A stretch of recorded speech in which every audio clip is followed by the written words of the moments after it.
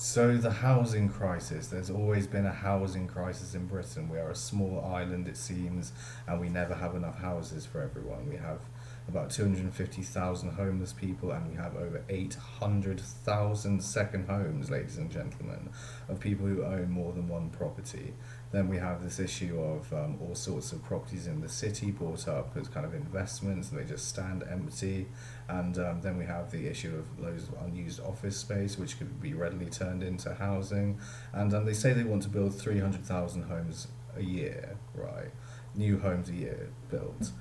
They want to do that really, I think, just for money, really, more than anything else. They're not really so much interested in ending homelessness or anything like this. What they're more interested in is getting developers in. You know, the developers want the big contracts. They lobby the government to let them build social housing. The government then sells them off through help to buy schemes and so on and so forth. And this helps the government and things like this. And apparently it provides affordable housing for people. Um, what they want to do, like they say they're going to build more on brownfield sites. That is an honourable thing to do. That's the best thing that they could possibly do is build on brownfield sites if you can. I think there's loads of brownfield sites that we don't need anymore because of the internet. You know, these huge curries, PC worlds, all these sorts of things, and endless car parks in pretty much sort of every smallish town and city up and down the UK, or you know, like mattress world or whatever it is, or um, pet stores even. You know, you see these huge warehouse shops that we just don't need anymore because we have the internet and we buy everything online anyway. We don't need that stuff. That can all be turned into housing. So there's like you can snatch and grab housing or properties that can be turned readily into homes all over the place, I think.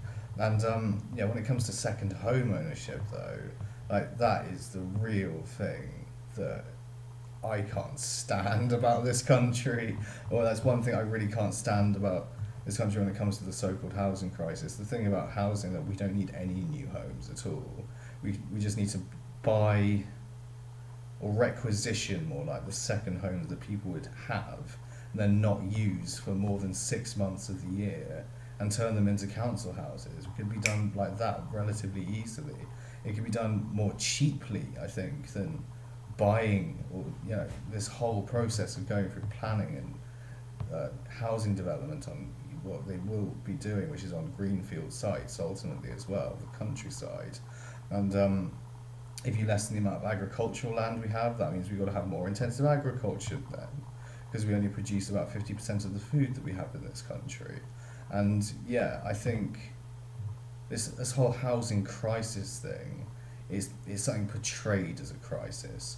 We could very much stand to lose all the big ridiculous mansions that people have built around the country for themselves with like 20 bedrooms in them or whatever. Those could be turned into flats. Things like this could happen as well. You know, you really got to use your imagination when it comes to this sort of policy and not just keep building houses, building houses, building houses. Because the new housing developments, they're crap. Everyone knows they're crap. They're built on floodplains, they flood, they're inferior, they're made of inferior materials, they fall down, you know, they terrible energy efficiency, all this sort of thing. Just, you know, builders cutting corners here, there, and everywhere, trying to make the most money possible. And, you know, it's all done through the council and backhanders with local politicians and grubby deals and is gangster money, really, that goes into housing and housing development. We don't need any of that crap.